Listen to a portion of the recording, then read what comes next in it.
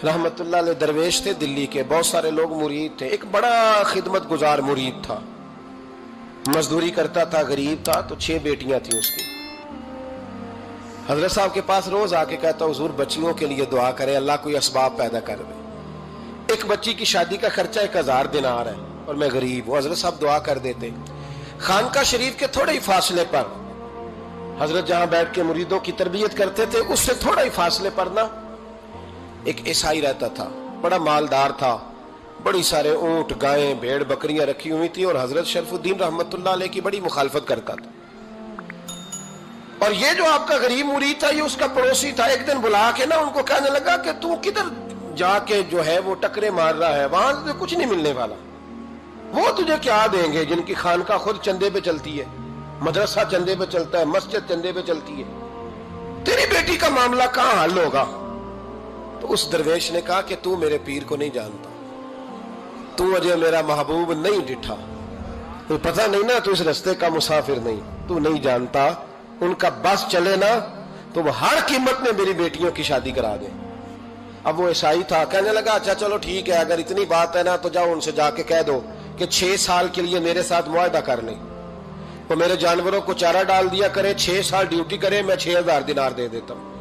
वो मेरे साथ 6 साल मेरे जानवरों को चारा डाले, रखते हैं ना आप चारा डालने के लिए, एडवांस पैसे दे के। अब तो लोग उन्हें भी गुलाम ही बना लेते हैं, बड़ी थोड़ी तनख्वाह देते हैं, जुल्म करते हैं, पूरा मुआवजा नहीं देते। हजरत शेख शरफुद्दीन के बारे में वो कहने लगा, जब अपने पीर से जाके कह के मेरे जानवरों को 6 साल चारा डाले, मैं 6000 दे देता हूं, तू जो कहता है हर कीमत पे जाने को तैयार है। उसने जब ये बात की तो मुरीद ने नाराज हो गया, वो लड़ाई हो गई, गिरबान पकड़ लिया, झगड़ा हुआ, बात बड़ी दूर गई।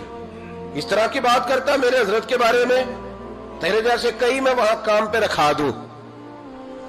जब वो बड़ी बहस हुई, बात मोहल्ले में, इलाके में फैल गई, दुनिया ने सुन ली, तो शेख शरफुद्दीन तक भी पहुंच गई। इस तरह झगड़ा हुआ है। लोग सो गए इशा की नमाज के बाद। हजरत साहब ने ना सर पे कपड़ा लिया, उस ईसाई के दरवाजे पे दस्तक दी, वो बाहर आया, फरमाने लगे लोग तो सोच समझ के मुलाजम रखते हैं, तूने भी तो सोच ही लिया होगा, तभी तो मुझे ऑफर की है। तू अपनी ऑफर पे कायम है? वाकई मुझे रख लेगा और 6000 दिनार दे देगा? कहने लगा जा बाबा काम कर अपना। फरमाया नहीं, तूने इतने लोगों में बात की, इतनी बहस हुई, तो कायम है? कहने लगा मैं तो कायम हूं, पर आपने नहीं कायम रहना। फरमाया मैं सोच समझ के आया हूं। उसने कहा आप ड्यूटी करेंगे, भैंसों को चारा डालेंगे? फरमाया एक शर्त, बस जब अजान हो जाए ना तो मुझे रब की नमाज पढ़ने की इजाजत दे देना, बाकी सुबह शाम जो तू कहेगा। अगर उस गरीब की बेटियां ब्याही जाए तो मुझे और क्या चाहिए? उसकी 6 बेटियों का बोझ है उसके सर पे, तू मुझे रख ले। अल्लाह अकबर। वो कहने लगा चले पे मेरे साथ खते बंदगी कर ले। आजकल हम स्टाम करते हैं, उस जमाने में खते बंदगी होता था, गुलामी का खत, काजी शहर के पास, यानी उसका ख्याल था कि चलो स्टाम की बात करूंगा तो भाग जाएंगे। फरमाया चल मैं तैयार हूं। काजी तक गए, तय हो गया, 6000 दिनार दे दिए।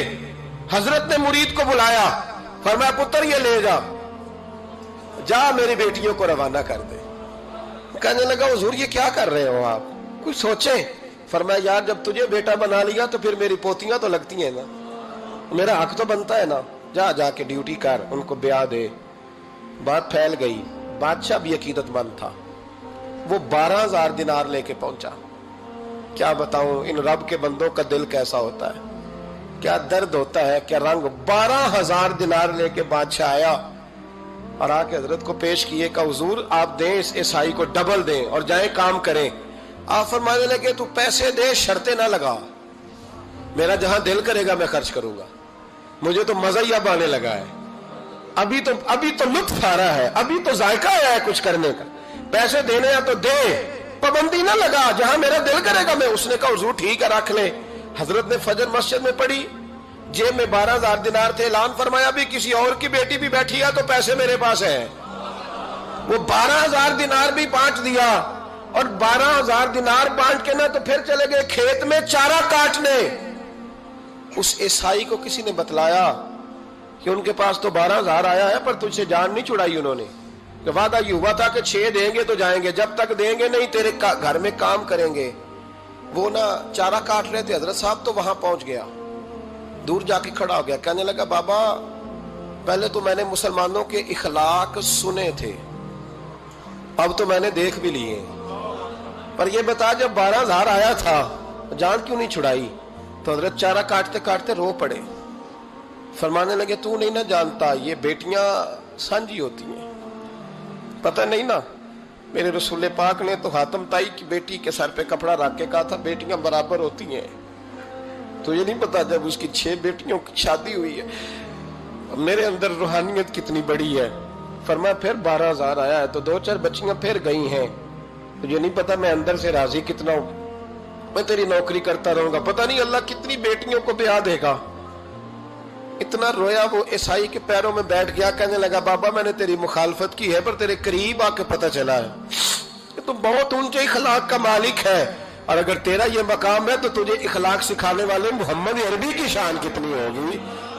ظالم کی بولیے جاتے نہیں لوگ جھوٹے گواہ بن کے. وکیل صاحب کو نہیں پتا ہوتا کہ یہ بندہ مجرم ہے جو میرے پاس آیا. کیا مجرموں کے وکیل نہیں ہوتے؟ بولے تو اس کو پتہ نہیں ہوتا وکیل صاحب کو کہ یہ صاحب مجرم ہے میرے پاس مقدمہ لے کے آئے.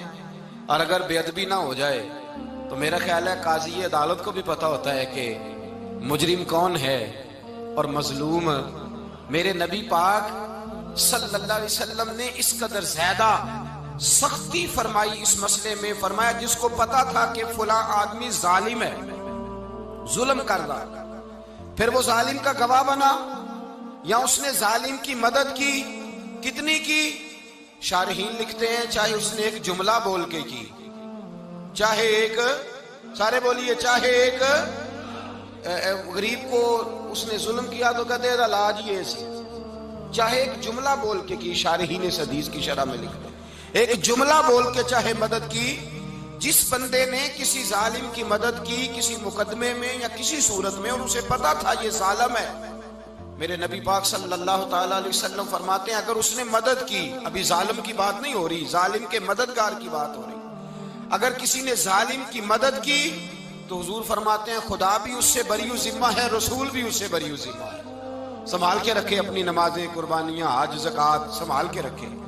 اگر ظالموں کا مددگار ہے، الیکشن آ لینے دے، آپ کو نظر آ جائے گا کون کون ظالموں کا مددگار ہے، نظر آ جائے گا. اپنی جیب سے لوگ پیسے دے کے ظالموں کی مدد کریں گے، ان کے فلیکس چھپوائیں گے، بورڈ لگوائیں گے، جیبوں سے پیسے دے کے. ہم نے خود آگ لگائی ہے چمن میں اپنے، بے سبب گردشی ایام کو الزام نہ دو.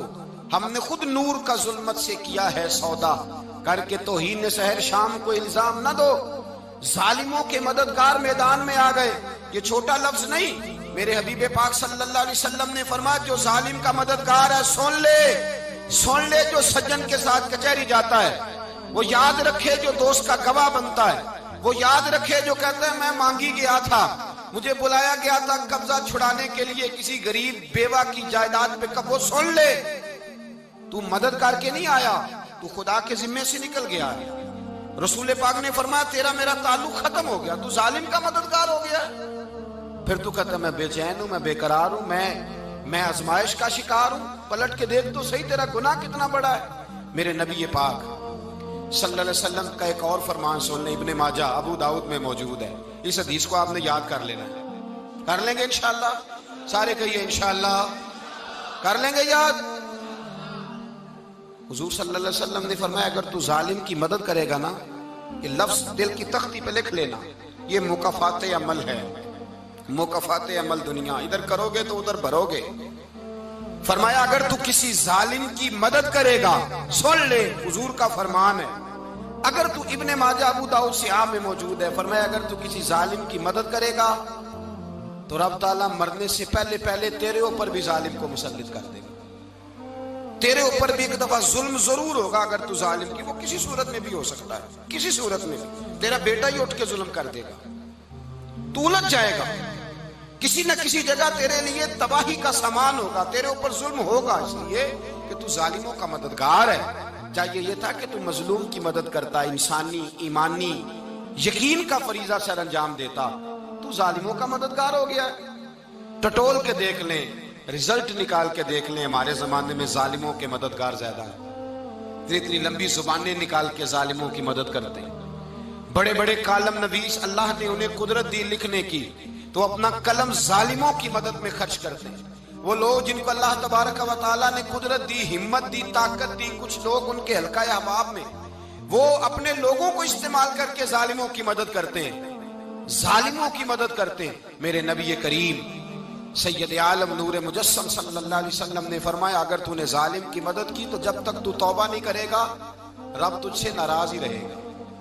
اللہ تجھ سے، او بھائی جس سے رب بھی ناراض ہو گیا، نہ کھانا نہ پینا نہ سونا نہ جاگنا نہ نیند، پھر تیری ہر چیز تیرے لیے آزمائش ہو جائے گی، پھر تیرا سایہ بھی تیرے لیے خوف کا سامان بنے گا، پھر زندگی جیتی جاگتی لاش بن جائے گی، تو اپنے کندھوں پر اپنی میت اٹھائے پھرے گا جب تو ظالم کا مددگار ہوگا۔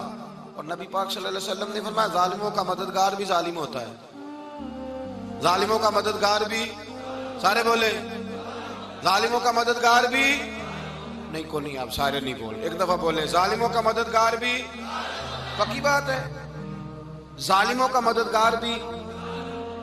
اللہ اکبر، جس کا یارانہ ہو، جس کا دوستانہ ہو، جو کہے میں نے نا اس کو اوکھے ویلے کے لیے ظالم کو یاد رکھا ہوا ہے۔ کبھی مشکل میں رکھے نہیں ہوئے لوگوں نے ظالم دوست، کہتے میں نے رکھے ہوئے ہیں، بلکہ ہمارے دیہات میں تو کہتے ہیں میں نے بازو بنائے ہوئے ہیں۔ کس کو بازو بنا لیا؟ ظالم بھی کبھی بازو ہوتا ہے، جو ظلم کی تلوار لیے میدان میں کھڑا ہے۔ قارون، حامان، فرعون، نمرود کا حال نہیں لوگوں نے دیکھا؟ اپنے زمانے میں آپ نے کتنے لوگ نہیں دیکھے جن کے سائے سے، آواز سے لوگ کانپتے تھے؟ پھر پولیس کی گاڑیوں میں وہ اس طرح مردہ پڑے کہ دنیا نے تماشا دیکھا ان کا۔ یہ رنگ ہم نے دیکھے نہیں اپنے آنکھوں سے۔ فرمایا ظالم کا مددگار بھی، جو کار میں بٹھا کے لے کے گیا وہ بھی ظالم، جس نے چائے پلائی وہ بھی، جس شخص نے کھانا کھلایا وہ بھی، جو کچہری تک ساتھ گیا وہ بھی، جس نے فلیکس کے نیچے، بڑے شرابی کے نیچے چھوٹی اپنی فوٹو لگائی وہ بھی، جو ووٹ کی پرچی ڈالنے گیا وہ بھی۔ کہہ دینا باہر نکل کے کہ حضرت صاحب نے سیاسی تقریر کی ہے، کہہ دینا، پر بات تو سچی ہے نا۔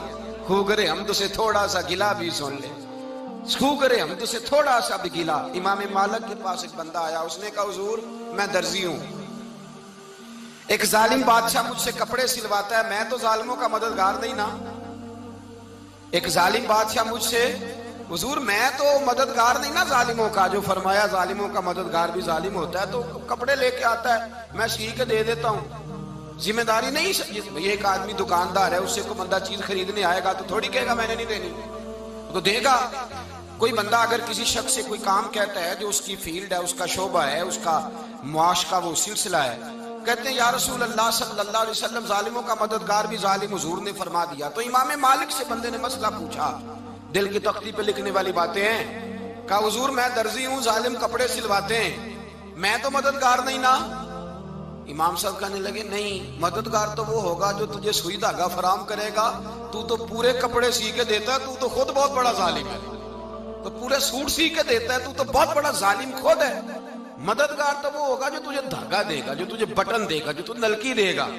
جو ظالم سے اتنی نفرت ظلم کر کے بندہ ہے، یہاں تو ہمارے زمانے میں ہیرو بن جاتے ہیں لوگ، ظالم ہیرو ہے، لوگ اس سے ڈرتے پھرتے ہیں، گھومتے پھرتے ہیں، اور بہت سارے کم مزاج لوگ اس کے پیچھے ہاتھ باندھ کے پھرتے ہیں۔ ظالموں کی مدد کرنا، ظالموں کے ساتھ رہنا، یہ ظلم ہے، ظلم، یہ زیادتی ہے۔